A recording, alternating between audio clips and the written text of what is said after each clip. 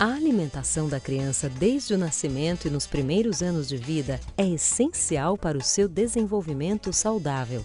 Os costumes adquiridos nessa fase vão repercutir por toda a vida. Afinal, é na infância que aprendemos tudo, incluindo gostar ou não de certos alimentos e o prazer de comer. Bom, há muitas razões para se cuidar da alimentação nesse período, né? A primeira delas, evidentemente, que a criança é muito vulnerável nos primeiros 2 anos de vida, ela pode sofrer muitas doenças, ela tem até risco de vida, né? E a alimentação vai protegê-la de todos os riscos que acontecem nesse período. Por isso, é tão importante garantir que a criança experimente variados sabores e adquira bons hábitos, consumindo alimentos saudáveis e evitando os alimentos industrializados. Além disso, a alimentação adequada nesse período vai proteger a criança de problemas de saúde que ela teria no futuro.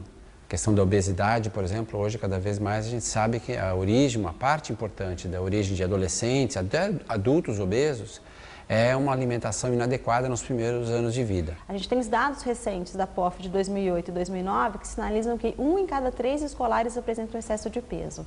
Então é uma situação muito preocupante e a gente tem também evidências que sinalizam que os hábitos alimentares adquiridos nos 3 primeiros anos de vida, eles são determinantes tanto do consumo nas outras fases do curso da vida, como do próprio estado nutricional que essa criança vai apresentar. Promover uma alimentação de ótima qualidade é essencial para a segurança alimentar da população brasileira.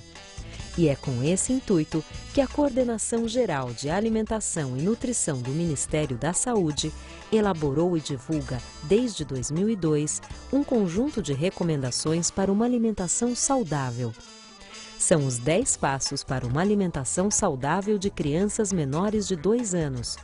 Dicas simples e diretas que podem ajudar muitas famílias em relação à escolha, frequência, quantidade, preparo e higiene dos alimentos que servem em suas mesas. Eles trazem respostas às dúvidas mais comuns sobre alimentação no dia a dia. Os 10 passos surgiram de um estudo multicêntrico no Brasil, de âmbito qualitativo, em que vários profissionais no Brasil resolveram investigar como é que estava a alimentação dessas crianças nesse período até 2 anos. Nós estávamos observando que as crianças brasileiras estavam sendo alimentadas de maneira incorreta, principalmente a duração do aleitamento exclusivo, que é aquele período que a criança deve receber só o leite materno e mais nada, era muito curta, era 1 mês, 2 meses. Quando o recomendado é 6 meses, sem mais nenhum alimento. A gente também tem outras evidências, como os dados da Pesquisa Nacional de Aleitamento Materno, onde a gente observa a introdução inadequada de alguns grupos de alimentos muito precocemente na dieta da criança. Então, aproximadamente 10% das crianças entre 9 e 12 meses já tomaram café, por exemplo. Aproximadamente 70% das crianças entre 9 e 12 meses já consumiram biscoitos e salgadinhos. E outra coisa que nós observamos é que a partir dos 6 meses, elas começavam a comer alimentos pouco nutritivos, muito diluídos, sopinha, suquinho, caldo de feijão, que na verdade não tinham os nutrientes que elas precisavam. E elas também não comiam esses alimentos com a frequência necessária para se alimentar bem. Então são dados que sinalizam a emergência de uma intervenção para a promoção da alimentação complementar saudável, que vai ter um efeito tanto na perspectiva da prevenção das carências nutricionais, a anemia ferropriva, por exemplo, é um grande problema nutricional no Brasil, mas também na prevenção do sobrepeso e da obesidade nos anos futuros da criança, né? O primeiro passo é alimentar o bebê somente com leite materno, desde o nascimento até os 6 meses. Nos primeiros 6 meses é importante que a criança receba só o leite da própria mãe, né? Primeiro porque já se provou que ele contém tudo que a criança precisa do ponto de vista nutricional, então não tem necessidade de acrescentar mais nada, né? Ele sozinho é capaz de responder a toda a necessidade da criança. A importância do primeiro passo é justamente que o profissional de saúde faça um contraponto ao senso comum, né? Para que ele tenha o conhecimento da necessidade do aleitamento materno exclusivo até o 6º mês de idade, tanto do ponto de vista de aporte de nutrientes para a criança, mas também para que se evite a introdução inadequada de alimentos, numa fase muito nova da idade da criança, e que ele se aproprie desse conhecimento e estimule e acolha a mãe para a execução dessa prática exclusiva do aleitamento materno até o 6º mês. Normalmente, as mães elas saem um pouco da rotina que o médico implementa para elas, principalmente na hora de trabalhar e deixar o filho com alguém ou numa escola. Elas começam a ter problemas, e principalmente por conta de medo de deixar em outro lugar, não vai estar junto com elas, como é que essa criança vai se alimentar? Então, muitas vezes, elas começam uma alimentação, além do aleitamento materno, que tem que ser exclusivo até o 6º mês, elas começam com essa complementação alimentar por conta, com medo de que a criança não vá ser alimentada ou não vá aceitar a alimentação. A introdução de alimentos de forma inadequada nos primeiros 6 meses de vida, quando a criança está em aleitamento materno exclusivo, como, por exemplo, fruta e suco, vai fazer com que a biodisponibilidade, a utilização dos nutrientes do leite materno seja prejudicada. Um exemplo, né, a introdução de uma papinha de fruta, de pera, de maçã, o que for, para um bebê de 4 meses de idade que está em aleitamento materno exclusivo, vai fazer com que a absorção do ferro diminua 3 vezes. E essa criança dos 4 aos 6, sem outros alimentos, com papinha de fruta e leite materno, vai praticamente perdendo as suas reservas de ferro e até acabar desenvolvendo anemia lá no primeiro ano de vida, em função de uma prática que é uma prática simples, mas inadequada. O segundo passo é introduzir outros alimentos na dieta do bebê a partir dos 6 meses. Isso deve acontecer de forma lenta e gradual, e a amamentação deve ser mantida até os 2 anos de idade ou por mais tempo. A partir do 6º mês de idade, o leite materno ele já não é suficiente para cobrir o conjunto das necessidades nutricionais da criança. O ferro do leite materno é muito biodisponível, mas é necessário começar a introduzir outras fontes alimentares que contenham ferro e outros micronutrientes, vitamina C, vitamina A. No começo, a criança pode rejeitar os novos alimentos, porque para ela tudo é uma novidade. A colher, os sabores, as cores e consistências dos alimentos. As crianças precisam de tempo para se adaptar. Esse momento da alimentação complementar, a mãe deve ficar muito tranquila. Se a criança não consumiu a papa, ela pode oferecer o leite materno, mas ela, num próximo momento, ela oferece de novo a papa, até o mesmo alimento, porque a criança vai demorar um pouquinho. E a gente não pode comparar as crianças, né?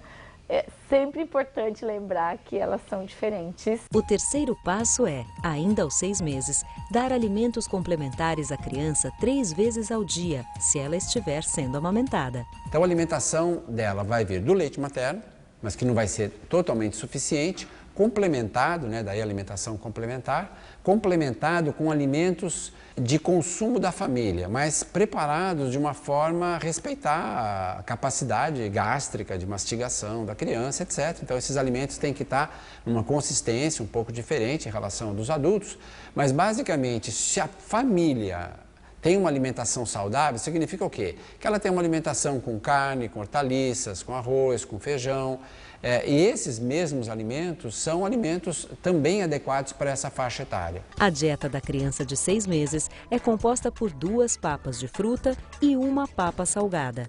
Ao completar 7 meses, mais 1 papa salgada é acrescentada às refeições. Então, primeiro é importante ele saber que ele precisa incluir nessa papa salgada os diferentes grupos de alimentos. Então, ele tem que ter um alimento que seja fonte de cereal, raízes e tubérculos, né? Então, ou a batata, ou arroz, ou a mandioca. Que ele tenha um alimento que seja fonte de proteína, então algum tipo de carne, pode ser o peixe no norte, pode ser a carne bovina, pode ser o frango, dependendo da região e das possibilidades da família. Os miúdos, que a gente também recomenda que eles podem fazer parte da alimentação da criança, como o grupo das proteínas, o ovo. Então, alimentos ricos em proteína e o feijão, ele faz parte da nossa população desse alimento rico em proteína. Então, ele compõe esse grupo. E o grupo das vitaminas e minerais, que seria um grupo dos legumes e verduras e hortaliças. Então, uma papa equilibrada, ela deve ter um alimento de cada grupo. Então, o ideal quando você for fazer, eu acho que é sempre pensar no que você comeria. Então, você vai comer uma mandioquinha, você vai comer com um pouco de arroz e um pouco de couve. Você vai fazer um prato balanceado. E pro seu bebê é a mesma coisa. Ah, mas aí, por exemplo, eu vou temperar com um pouquinho de azeite e um pouquinho de sal. No comecinho, sim. Você põe um azeite, só pode pôr bastante, eu punha bastante erva. Tipo, usava manjericão, usava salsinha. Na papinha. Amassava com garfo. Então, a mandioquinha, aí a couve, eu dava uma... quebrava a couve, né? Antes de fazer, nem cortava muito, eu fazia mais manual mesmo. Aí punha uma cenoura e tal, amassava com o garfo e punha salsinha, azeite, tudo depois, crua a salsinha, manjericão cru. O quarto passo é oferecer a alimentação do bebê de acordo com os horários da refeição da família e respeitando sempre o seu apetite. O horário de oferecimento dos alimentos e da alimentação complementar para a criança, ela não pode ser rígido, não pode ter horário fixo, né? Mas é muito importante que exista um intervalo entre oferecer alimentação e oferecer outro. Então, por exemplo, vai oferecer à criança o almoço às 11. 2 horas antes, pelo menos, a criança não pode consumir nada, nem suco, nem fruta, né?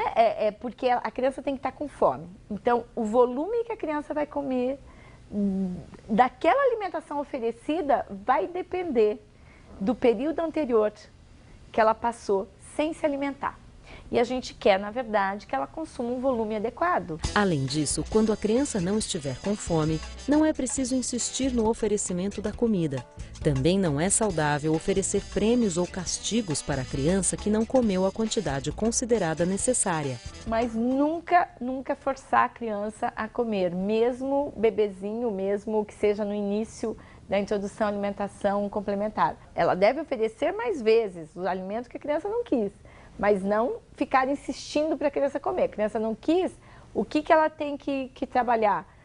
O que aconteceu? Por que a criança não quer comer? Quais são as questões do ambiente que está chamando a atenção da criança e desviando a atenção da criança em relação à alimentação? Será que não é o problema de não estar com fome? Será que não é o horário que está errado? Então, muitas vezes ela pode não estar aceitando aquele alimento porque a televisão está ligada, porque não está no ambiente do comer, da socialização da família. E aí você cria uma situação de rejeição ao alimento, isso cria uma ansiedade na mãe que vai se forçando gradativamente que a criança consuma o alimento. A mãe tem que ser interativa com o bebê, de saber o seguinte, ele está com fome, ele está mostrando sinais de fome? Porque se ele estiver brincando, por exemplo, se divertindo com o negocinho ali, né, ele não está com fome. A criança, nos seus primeiros anos de vida, ela tem uma muito acurada capacidade de percepção de saciedade, né? O aleitamento materno, inclusive, estimula o desenvolvimento da percepção da saciedade na criança, que é um controle fisiológico fundamental quando você pensa na prevenção do excesso de peso e da obesidade. É o indivíduo saber a hora de parar de comer, a hora que ele já não sente mais fome. Tá? Se a criança é forçada a comer de forma contínua, porque ela vai ser punida, porque ela não consumiu todo o alimento que foi colocado no prato, porque ela tem rigidez do horário de consumo, ela vai perdendo gradativamente a sua capacidade de percepção de saciedade. O que é um risco quando eu penso no desenvolvimento do excesso de peso e da obesidade nos anos seguintes. Passo 5. Desde o começo, as papinhas devem ser espessas, com consistência pastosa e dadas com colher. Aos poucos, a consistência pode ir aumentando até chegar à alimentação normal da família. Primeiro é importante evitar que os diferentes sabores sejam misturados, né? Porque é o momento da criança conhecer novos sabores. E é o processo, inclusive, de aprendizado da criança do mundo que ela está descobrindo ao redor. Se a gente mistura, bate tudo no liquidificador, se perde a oportunidade de conhecer as diferenças, né? As diferenças de textura, as diferenças de consistência, as diferenças de sabores, de aromas.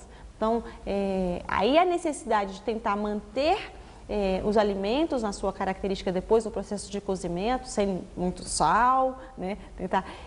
Simplesmente amassar com garfo, porque a criança ela vai ter a oportunidade aí de desenvolver a motricidade para mastigação e a deglutição desse alimento e, ao mesmo tempo, usufruir das delícias dos diferentes sabores que ela será apresentada. Então é legal, quando você colocar no prato dele, você separar as comidas e não deixar tudo junto.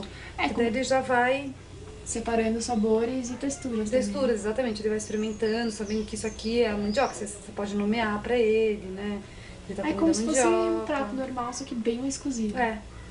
Entendi. E com pouco tempero, né? Não colocar muito sal. Por que espessa? Por dois motivos. Um é porque a quantidade de energia vai ser adequada em termos de densidade daquele volume, porque quando ela é muito líquida, né, ela vai ter baixa densidade energética e prejudica a ingestão de energia dessa criança.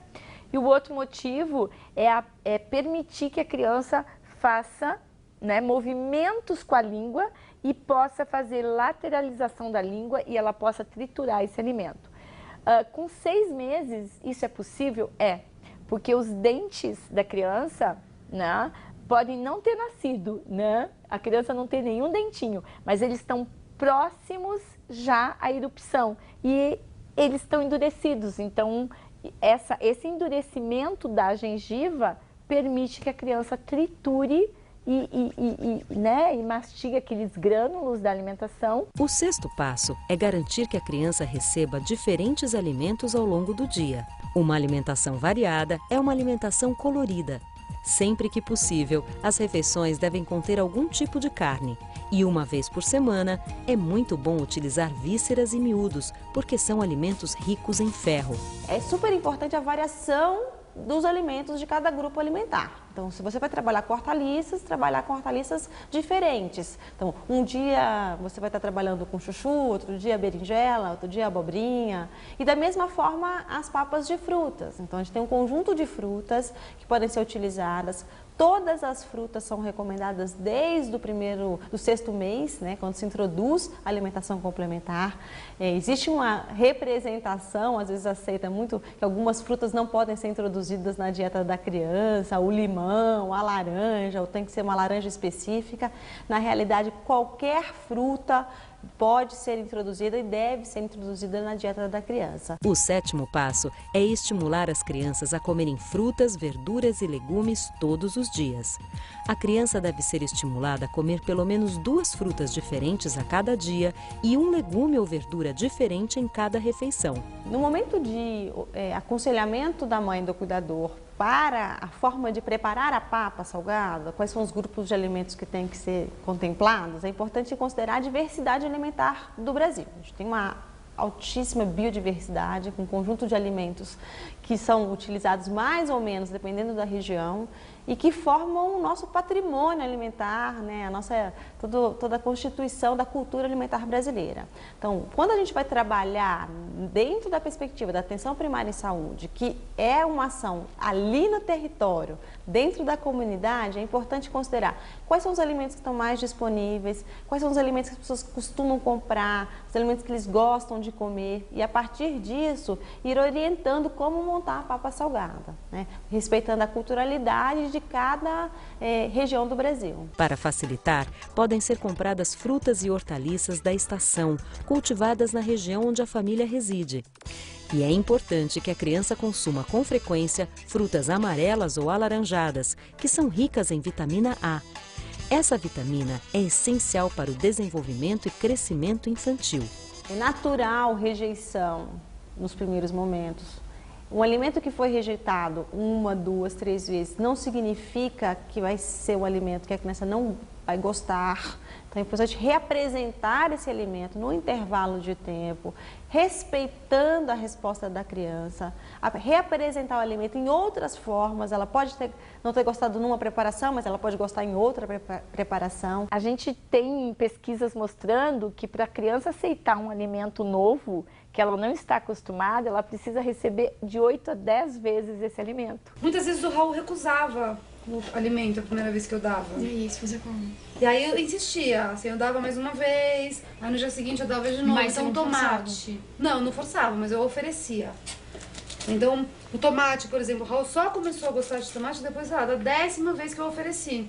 E hoje em dia ele come tomate super bem. E na verdade ele começou a comer tomate essa semana.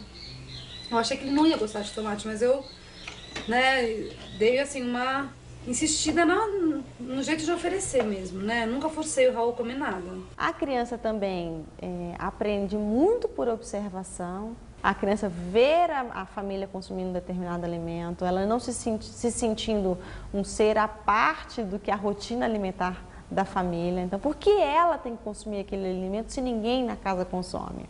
Então, é importante ela observar que isso é uma prática da família, né?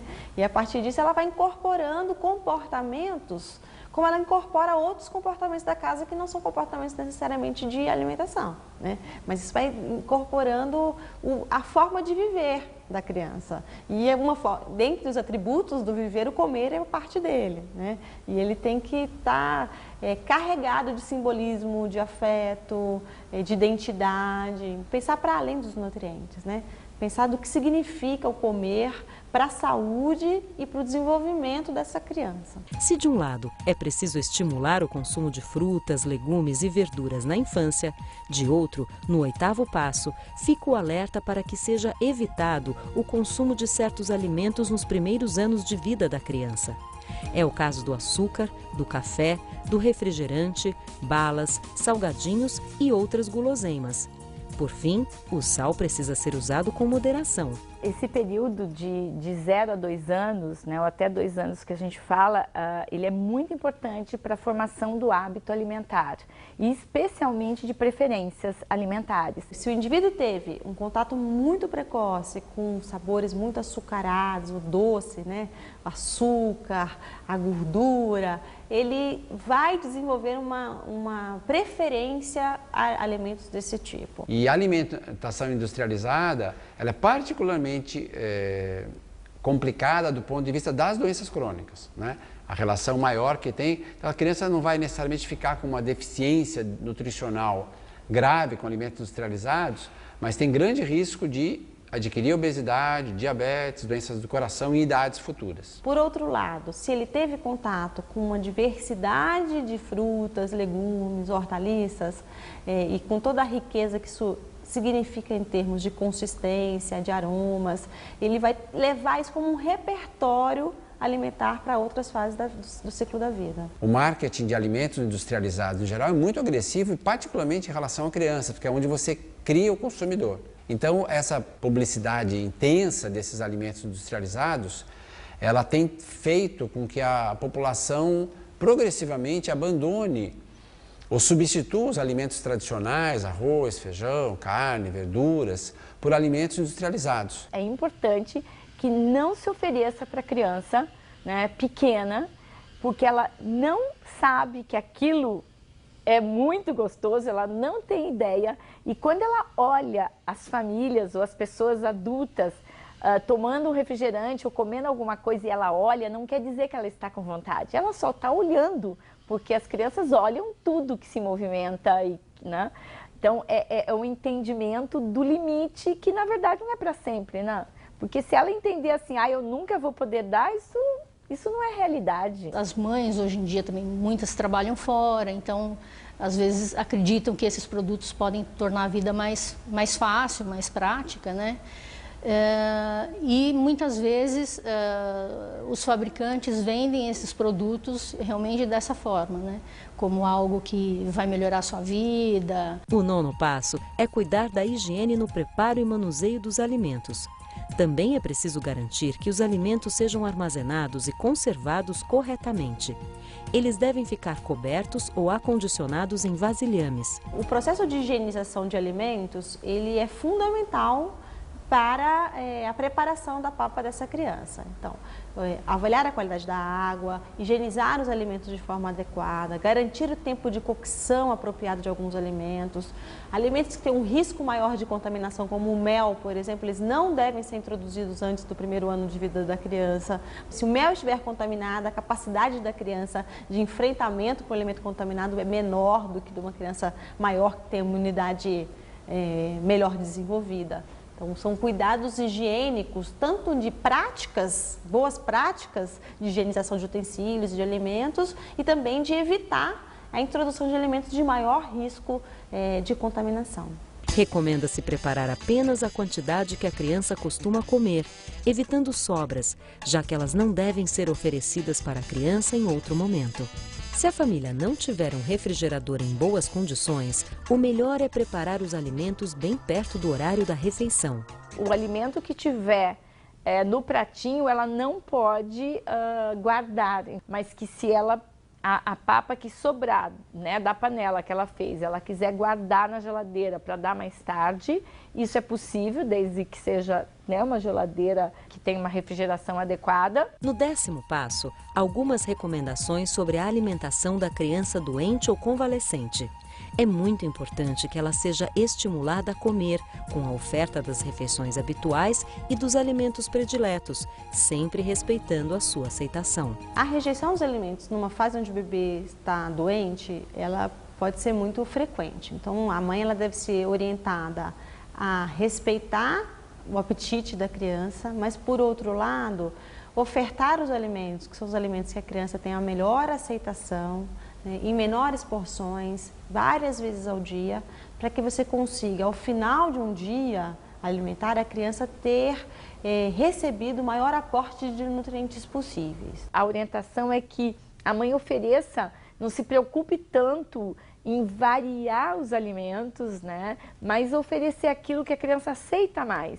Né? Geralmente, se ela aceita mais o purê de batata, né, alimentos mais cremosos, né, mais abrandados, então ela deve oferecer esses alimentos para a criança, mas mantendo a refeição. É importante que o aleitamento materno ele seja ofertado para a criança doente em livre demanda, porque a aceitação é maior do leite materno, até pela questão do vínculo, né, do afeto, do contato pele, mãe e filho. Também é possível estimular a alimentação das crianças que têm dificuldades para comer, com paciência, bom humor e alguns gestos simples.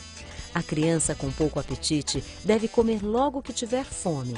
A demora pode fazer com que ela perca a vontade de se alimentar. A comida deve ser servida em um prato só para ela. Assim, dá para saber direitinho quanto ela comeu. Os pais devem estar presentes nos horários das refeições para ajudar nas dificuldades. E não é bom forçar a criança a comer, nem apressá-la, porque isso aumenta o estresse e diminui o apetite. Resumindo, as refeições devem ser momentos felizes e tranquilos. Aceitar o fato de que a criança brinca enquanto come ou intercala o comer e o brincar. Com bom humor, tudo se torna mais fácil e divertido. A presença de uma criança numa família é transformadora, né? E o ato de criar um filho é a oportunidade da gente repensar as nossas próprias práticas. Então, no momento onde você pensa a alimentação do seu filho, você acolhe uma criança no seio da sua família, você também tem a oportunidade de repensar as suas práticas alimentares, né? Então, não é um ser à parte do núcleo familiar, ele é um ser que vem compor esse núcleo familiar. E o bem que você deseja para a criança em termos de padrão alimentar também tem que ser algo desejável para o conjunto da família como um todo. Tanto a promoção do aleitamento materno exclusivo nos primeiros 6 meses de idade, quanto a promoção da amamentação complementada até os 2 anos, ela não só é importante para a criança, né, como ser humano, que tem direito a ter essa alimentação adequada, mas ela tem muitas consequências para o país, para a economia do país, para a sociedade em geral. Porque você vai ter menos doenças, vai ter menos custo com esse tratamento das doenças e você vai ter crianças e adultos mais saudáveis e mais produtivos, né? Então, o investimento nos 2 primeiros anos de vida, tanto da promoção do aleitamento materno exclusivo quanto à alimentação complementada, ele tem um retorno, vamos dizer assim, para a sociedade extremamente importante, né? Por isso que ele tem que ser uma política pública e não alguma coisa que dependa da vontade simples das pessoas, ou enfim, da preferência de cada um, não se trata disso, né?